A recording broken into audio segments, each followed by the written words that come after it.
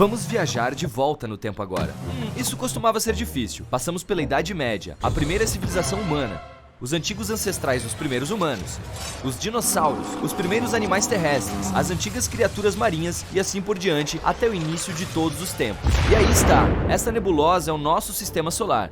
Agora, ela é apenas uma nuvem de poeira multicolorida girando, feita dos gases hidrogênio e hélio. Essa nuvem começou a encolher e se tornar mais densa. Existe uma teoria de que houve explosões de supernovas perto da nossa nebulosa. As ondas de choque a pressionaram de diferentes lados até que o centro dela ficou muito pesado.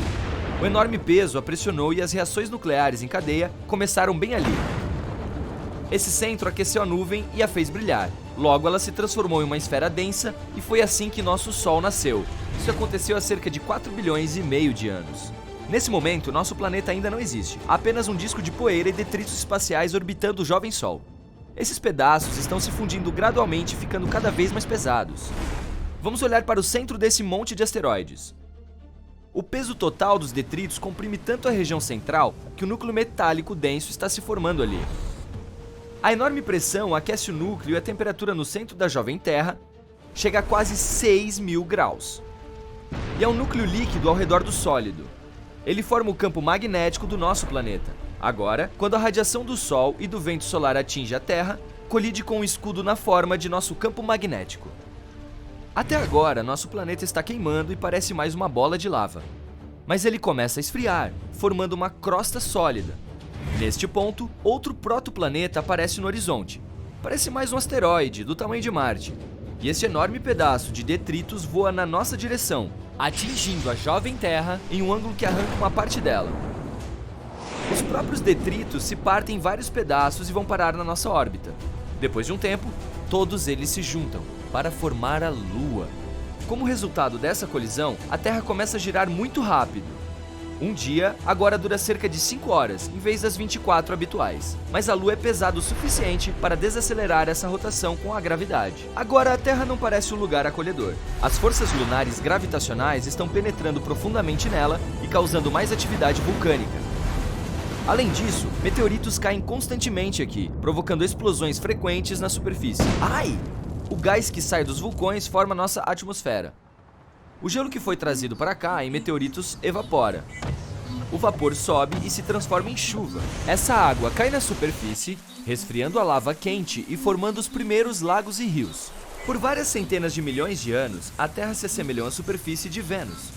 Era um lugar sem vida, com um monte de vulcões, chuvas ácidas e sem oxigênio para respirar. O Sol não era tão brilhante quanto agora.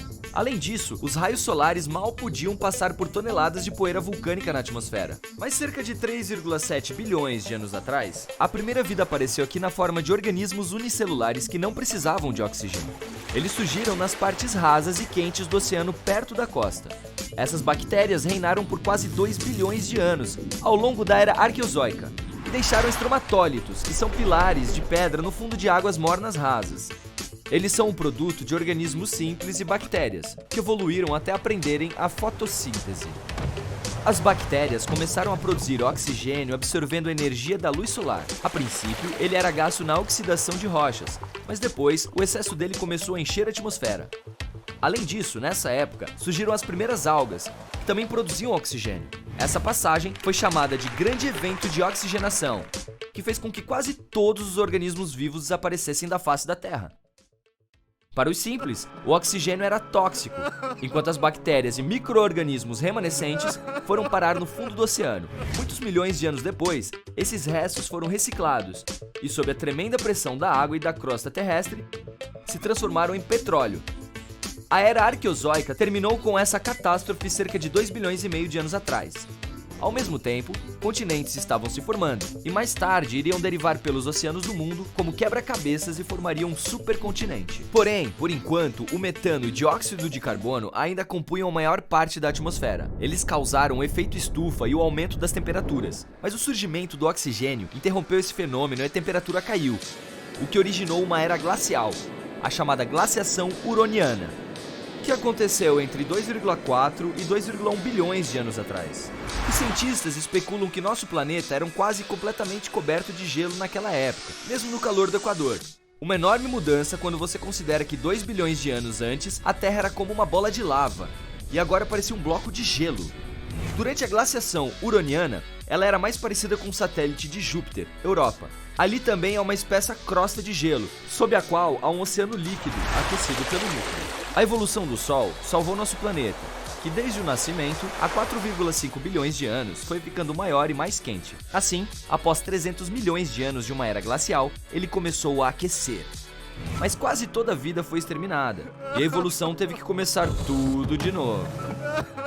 Cerca de 1 bilhão de anos atrás, todos os continentes foram reunidos em um supercontinente hipotético, Rodinia, e todos os oceanos formaram o gigante Liróvia. 750 milhões de anos atrás, esse continente se separou e enormes pedaços de terra começaram a flutuar pelo planeta. Plantas complexas e micro-organismos multicelulares apareceram justamente nessa época. Algas, esponjas e fungos não eram os únicos habitantes do oceano. Esta é a Spridina, uma espécie de verme do tamanho de um dedo humano. Temos restos desse animal com pelo menos cerca de 550 milhões de anos. Há 541 milhões de anos, começou o Éon Fanerozoico, que teve como principal evento a explosão cambriana. A vida começou a prosperar e surgiu uma grande variedade de organismos vivos. Moluscos e equinodermos, como estrelas do mar e ouriços do mar, apareceram. Os organismos vivos evoluíram, tendo não apenas um esqueleto interno, mas também um externo, como as trilobitas. Algumas dessas criaturas atingiram quase 1 metro de comprimento. Suas conchas protetoras sugerem que havia predadores nos oceanos. Uma cadeia alimentar começou a se formar naquela época. No mesmo momento, os continentes à deriva se fundiram novamente. Esse supercontinente, chamado Pannotia, teve uma forma diferente. Mais tarde, esses continentes se separaram novamente e começaram a colidir uns com os outros. Isso levou à formação de cadeias de montanhas. Então, os pedaços de terra se encontraram pela última vez e formaram o supercontinente gigante Pangeia, há cerca de 335 milhões de anos. Aqui, já podemos ver o contorno dos continentes modernos da África, América do Norte e do Sul, Oceania e Eurásia. Uma das maiores criaturas marinhas de todos os tempos, o Dunkleosteus, apareceu. Alguns indivíduos podiam ser tão longos quanto um ônibus escolar, pesar tanto quanto um SUV grande. O solo tinha um clima quente e úmido. Isso estimulou as samambaias e outras plantas a crescer mais rápido. Algumas chegaram à altura de um prédio de 3 andares. E, pela primeira vez na história, alguns animais saíram do oceano e foram para as terras, como Euginerpeton e Euichthyostega. De qualquer forma, a princípio, eles viveram apenas no litoral, pois a pele não era adaptada à luz solar constante. Além disso, tinham problemas respiratórios. Os primeiros animais em terra tinham brânquias e pulmões, embora estes fossem subdesenvolvidos, então eles tinham que voltar para a água. Milhões de anos depois, evoluíram para anfíbios mais avançados. Embora não fossem maiores que lagartos comuns, já podiam viver plenamente em terra. Mas esse florescimento da vida terminou em uma nova era glacial. As geleiras dos polos se arrastaram lentamente em direção ao Equador. Os animais não estavam preparados para isso, e a maioria deles não sobreviveu a esse evento de extinção. Mas há 290 milhões de anos, a evolução retomou o controle e animais terrestres mais evoluídos começaram a aparecer. Gradualmente, aumentaram de tamanho, se multiplicaram e deram origem a novas espécies como o Scutosaurus e o Gorgonops. Mas esse período também não durou muito. Apenas 40 milhões de anos depois, como resultado de eventos desconhecidos, 95% de todos os organismos vivos na Terra deixaram de existir. Isso pode ter sido causado por um meteorito gigante ou pelo aumento da atividade vulcânica. Além disso, uma hipótese diz que poderia ter sido a liberação de metano do fundo do oceano. A Era Mesozoica começou após essa extinção. Foi aqui que os dinossauros como os conhecemos apareceram e iniciaram uma nova página na história.